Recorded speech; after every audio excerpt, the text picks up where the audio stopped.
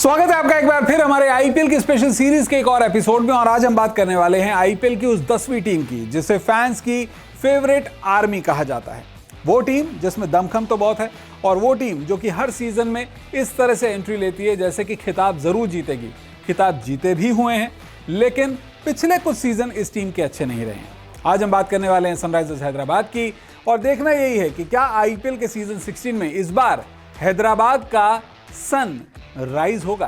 तो क्या नए कप्तान के साथ इस बार सनराइजर्स हैदराबाद अपनी किस्मत बदल पाएगी। जैसा आप जानते हैं कि एडन मार्क्रम अब आईपीएल के सीजन 16 में सनराइजर्स हैदराबाद के नए कप्तान हैं। तो चलिए सनराइजर्स हैदराबाद की ताकत और कमजोरी पर पूरे सिलसिलेवार ढंग से चर्चा करते हैं। तो सबसे पहले तो आईपीएल के 2016 से मैं सनराइजर्स हैदराबाद के आपको प्रदर्शन का पूरा यहाँ पर ब्यौरा देता हूँ। 2016 इसलिए क्योंकि 2016 में चैंपियन बनी थी ये टीम और तीसरे पायदान पर रही थी पॉइंट्स टेबल में। उसके बाद से कंसिस्टेंसी ज़रूर इस टीम ने दिखाई।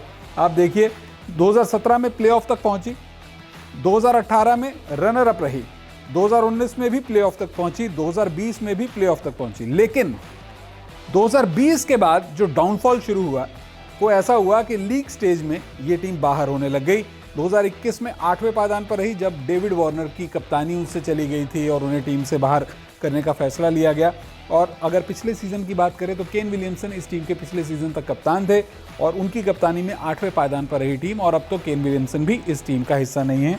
तो लीग स्टेज में पिछले 2 सीजन्स में एसआरएच बाहर हुई है। लेकिन अब एडन मार्क्रम इस टीम के नए कप्तान बनाए गए हैं। लेकिन वो एडन मार्क्रम जो कि आईपीएल में सिर्फ 2 सीजन अब तक खेले हैं और आईपीएल के अगर 2021 सीजन की बात करें तो इस सीजन में तो उन्हें पूरे मैचेस भी खेलने को नहीं मिले थे। सिर्फ 6 मैच उन्होंने खेले थे बतौर बल्लेबाज।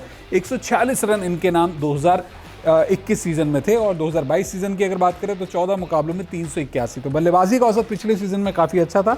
हाफ सेंचुरीज 3 बनाई। लेकिन साउथ अफ्रीकन क्रिकेट के एक फ्यूचर कैप्टन के तौर पर इनको पोर्ट्रे किया गया और जैसा कि एसआरएच ने सोचा था कुछ वैसा ही हुआ क्योंकि एसआरएच ने एक तरफ इन्हें अपना कप्तान नियुक्त किया तो आज ये साउथ अफ्रीकी क्रिकेट टीम के भी कप्तान बन चुके हैं।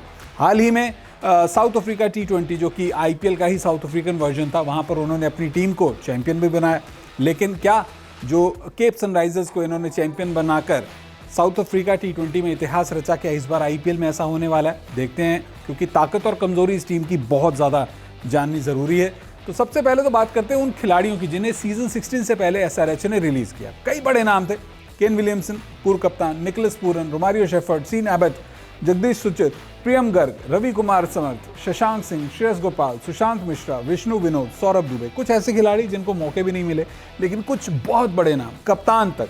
लेकिन जो फैसले लिए गए वो टीम मैनेजमेंट के फैसले थे और कुछ नए खिलाड़ियों को मौके भी दिए गए, रिटेन भी करने का फैसला लिया गया। तो ऐसे ही खिलाड़ियों की बात करते हैं जिन्हें रिटेन किया। एडन मार्क्रम, इन्हें तो कैप्टनसी दी गई। Glenn Phillips, Marco Jansen, Rahul Tripathi, Abdul Samad, Abhishek Sharma, Washington Sundar, Fazalhaq Farooqi, Kartik Tyagi, Bhuvneshwar Kumar T, Natarajan और उमरान मलिक। तो ओवरऑल अगर आप देखें तो जिन खिलाड़ियों को रिटेन किया अच्छे खासे खिलाड़ी हैं।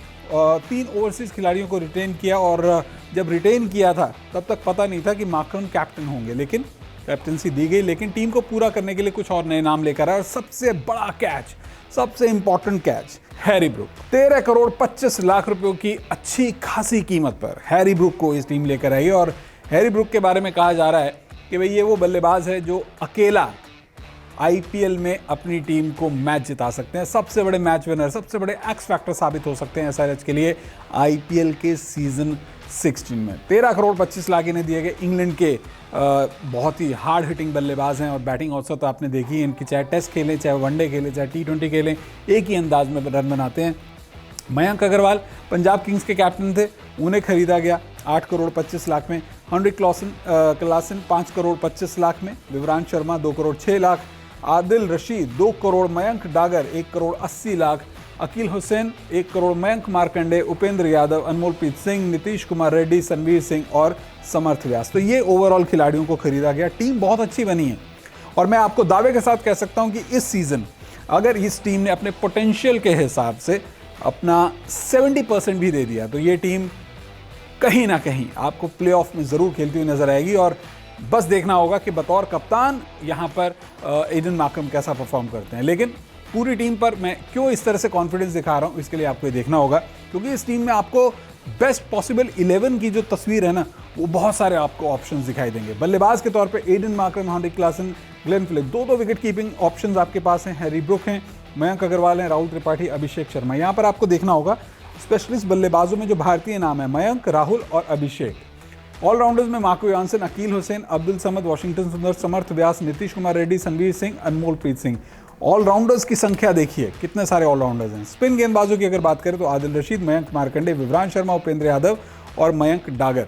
तेज गेंदबाजों में फजल हक फारूकी हैं, कार्तिक त्यागी, भुवनेश्वर, टी नटराजन और उमरान मलिक। यहाँ पर आप देखें तो तेज गेंदबाजों या स्पिन गेंदबाजों कहीं ना कहीं बहुत हद तक ऑलराउंडर्स के ऊपर रिलाय करेगा। और ऑलराउंडर्स वो फैक्टर है जिसने मुंबई इंडियन को लंबे अरसे तक आईपीएल में चैंपियन बनाए रखा है। या फिर आपने आईपीएल के इतिहास में देखा होगा, जिस टीम के पास में अच्छे ऑलराउंडर्स रहे हैं, चाहे वो सीएसके रही हो, एमआई रही हो, उन्होंने लंबे अरसे तक डोमिनेट किया। तो एसआरएच का ये फैक्टर इस टीम के लिए बहुत इंपॉर्टेंट रहने वाला है। बहरहाल एसआरएच की और ताकत क्या है, उस पर भी एक बार नजर डाल देते। सबसे पहले तो बल्लेबाजी में देसी और विदेशी कॉम्बिनेशन, ये बहुत इंपॉर्टेंट है, क्योंकि आप अगर इस टीम के प्लेइंग 11 को देखें तो इस टीम के अंदर एक नहीं, दो नहीं, आपको कई ऐसे खिलाड़ी मिलेंगे जो कि मैच विनर्स हैं।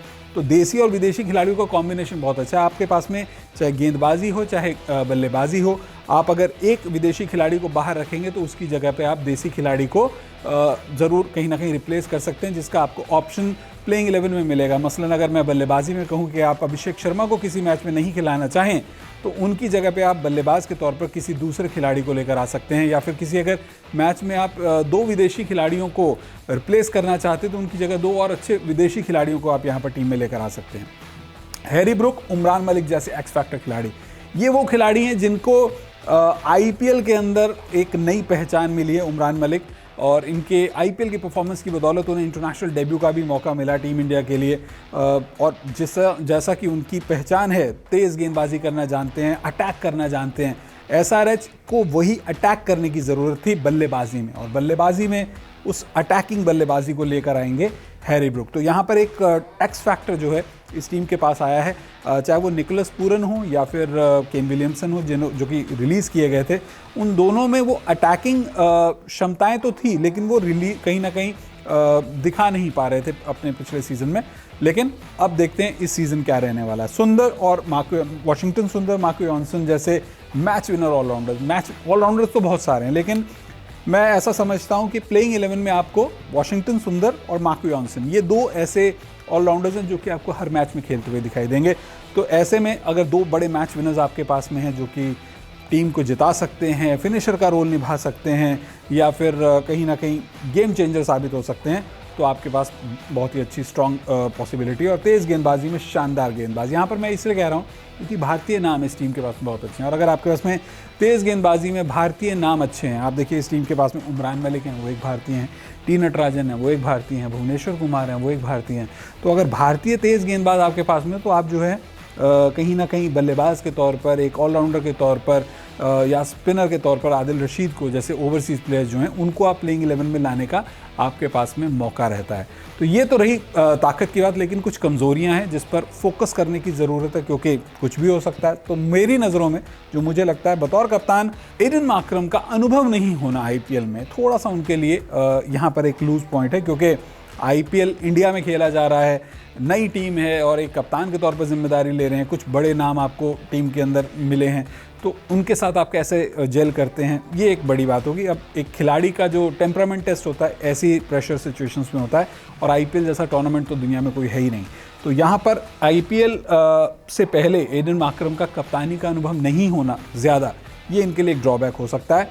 प्रेशर को हैंडल करना होगा, हार्दिक पांड्या ने कर दिखाया, तो एग्जाम्पल्स उनके पास में हैं। भारतीय बल्लेबाजों में अनुभवहीनता, ऐसा मैं इसलिए कह रहा हूँ क्योंकि अगर आप मिडिल ऑर्डर में अगर आप देखें तो यहाँ पर मयंक अग्रवाल और राहुल त्रिपाठी, ये दो ऐसे नाम हैं जो अगर आप छोड़ दें, अगर चलते नहीं हैं, तो आपके पास में मिडिल ऑर्डर में एक्सपीरियंस नहीं है। तो यहाँ पर युवाओं के ऊपर आपकी टीम डिपेंडेंट हो जाएगी, या फिर ये कह लीजिए कि अगर नहीं चलते तो छोड़िए, कोई प्लेयर इंजर्ड हो जाता है, रिप्लेसमेंट अगर प्लेइंग 11 में आपको चाहिए होती है, तो यहाँ पर प्रॉब्लम हो सकती है। अभिषेक शर्मा है, उनके पास में भी बहुत ज़्यादा एक्सपीरियंस नहीं है। स्पिन गेंदबाजी में ज़्यादा विकल्प नहीं है, जैसा मैंने आपको बताया कि यहाँ पर कहीं ना कहीं आपके पास में वाशिंगटन सुंदर हैं, आदिल रशीद हैं, लेकिन बाकी के आपके पास में कोई बड़ा नाम नहीं है। तो यहाँ आपको सोचना होगा। और एक और जो मुझे लगता है कमी है, वो ये है कि राशिद का अब तक इन्हें विकल्प नहीं मिला है। राशिद खान जो एसआरएच की पहचान हुआ करते थे, लंबे अरसे तक सनराइजर्स के लिए खेले हैं, हैदराबाद टीम के लिए खेले हैं, पहचानते हैं और ऐसा लग रहा था कि उस खिलाड़ी को तो कोई रिलीज़ कर ही नहीं सकता।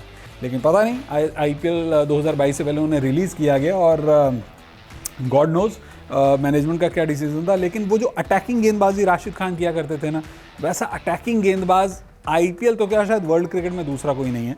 तो राशिद की कमी इस टीम को ज़रूर खल रही है। सोचना होगा मैनेजमेंट को कि अपने गेंदबाजों में वो कॉन्फिडेंस लेकर आएँ कि अगर गेंदबाजी कर ही रहे हैं तो अटैक करें। चाहे वो आदिल रशीद प्लेइंग 11 के अंदर उनकी जगह लेंगे एक ऑलराउंडर के तौर पर, लेकिन यहाँ पर अटैक करना बहुत ज़्यादा ज़रूरी है। बहरहाल अब नज़र डाल लेते हैं SRH की पॉसिबल 11 पर। यहाँ पर मैं आपको ये बात बता दूँ कि IPL के शुरुआती कुछ मुकाबलों में साउथ अफ्रीका के जो खिलाड़ी हैं वो नहीं खेलेंगे क्योंकि उनकी इंटरनेशनल सीरीज़ चल रही है। तो यहाँ पर कप्तान एडन माकरम की जगह भुवनेश्वर कुमार पहला 1 या 2 मैचेस खेलते हुए दिखाई देंगे बतौर कप्तान, क्योंकि वो वाइस कैप्टन भी हैं टीम के। बहरहाल पॉसिबल 11 जो मोस्ट ऑफ द सीजन आपको देखने को मिलेगी: Mayank Agarwal, Abhishek Sharma, Rahul Tripathi, Harry Brook, Aiden Markram, Glenn Phillips, Heinrich Klaasen, Washington Sundar, Bhuvneshwar Kumar, Umran Malik और टी नटराजन। तो ये मोस्ट लाइकली आपके पास में कहीं ना कहीं प्लेइंग 11 रहेगी। अब आदिल रशीद को कम मौके दिए जाते हैं, चेन्नई जैसे ट्रैक पर दिए जाएंगे, मुंबई में जाकर दिए जाएंगे या हैदराबाद में दिए जाएंगे, टीम मैनेजमेंट देखेगी। लेकिन जो पॉसिबल 11 मुझे दिखती है वो ये दिखती है, यहाँ पर देखना होगा कि ऑलराउंडर्स को किस तरह से यूटिलाइज करते हैं कप्तान एडन माकरम। बहरहाल IPL में इस बार सनराइजर्स का सूर्य उदय होगा या नहीं, सनराइजर्स कितने ज़्यादा कामयाब होंगे ये तो आने वाला वक्त बताएगा। लेकिन इतना ज़रूर कह सकते हैं कि ऑन पेपर ये टीम एक मजबूत टीम नज़र आ रही है। टैलेंट के हिसाब से, अपने पोटेंशियल के हिसाब से ऑन ग्राउंड एग्जीक्यूट करती है अपनी तैयारियों को, अपने प्लान्स को। तो डेफिनेटली मैं कह सकता हूँ कि ये टीम अच्छा परफॉर्म कर सकती है। आपको टॉप 4 में ये टीम खेलती हुई दिखाई देगी। IPL के पिछले 2 सीजन में जो 2 कैप्टन थे, चाहे वो डेविड वार्नर हो या फिर केन विलियमसन हो, उनका अच्छा नहीं एग्जिट रहा क्योंकि दोनों को इस टीम ने रिलीज़ कर दिया। लेकिन नए कप्तान के साथ क्या होगा आने वाला वक्त बताएगा। उम्मीद करते हैं आपको वीडियो ज़रूर पसंद आया होगा। अपने कमेंट ज़रूर साझा कीजिएगा और वीडियो देखने के लिए आपका बहुत बहुत शुक्रिया।